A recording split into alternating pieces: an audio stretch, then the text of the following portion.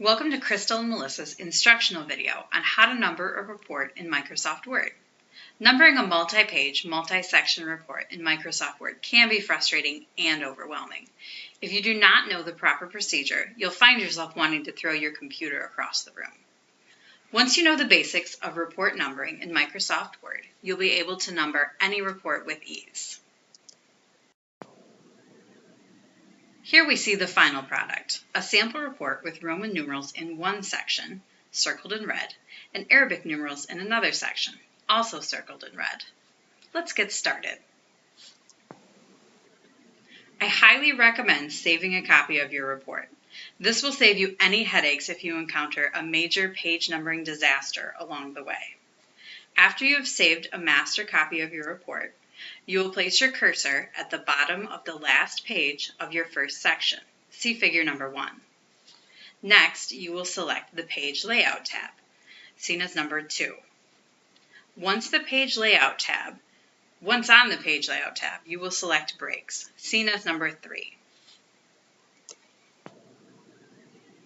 From the Breaks drop-down menu, select Next Page, illustrated in the top picture. If you were creating a report with more than 2 sections, you would choose the Continuous option from the Breaks drop-down menu. Once you have inserted your section break, you will see a dashed line at the bottom of your page, and it will indicate where your section break is located and what type of section break you have inserted. This is illustrated in the bottom picture. In this case, we inserted a Next Page section break. This next step is very important, and if you miss it, you will not be able to number your sections independently of one another. I repeat, if you miss this step, your page numbering will not work correctly. Double-click in the footer of your second section. In the Header Footer Design tab, you will see Link to Previous highlighted in blue. It's shown here circled in red. Click this to break the link between the footers in Section 1 and the footers in Section 2.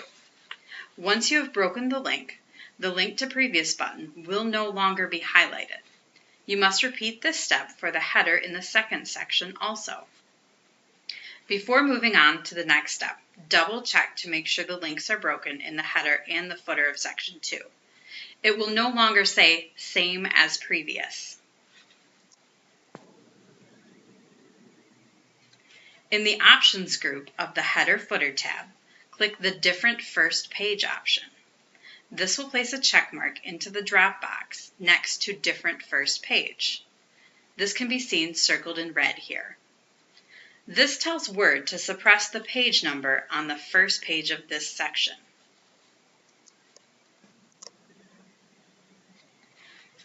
While still in the Header Footer tab, click on Page Number, labeled number 1 here.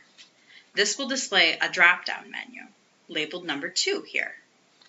Choose Format Page Numbers from the drop-down menu. This will open the Page Number Format dialog box. At the bottom of the box, make sure the Start At option is selected from the drop-down arrow. Select the number 1, labeled number 3 here. Click OK to close the Page Number Format dialog box. Next, you will click on the Page Number option again, seen here as number 4. From the drop-down menu, select Current Position, seen here as number 5.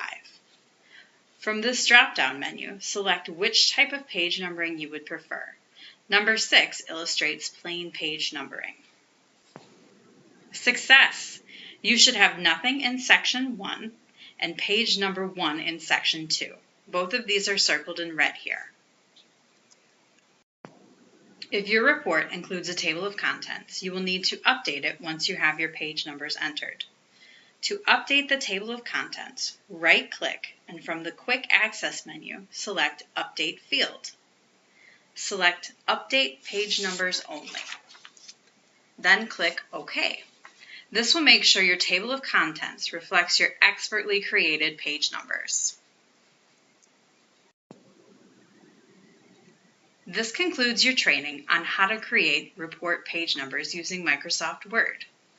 Please go to the website below and fill out a brief survey to help Crystal and Melissa better serve you in the future. Have a great day and happy numbering.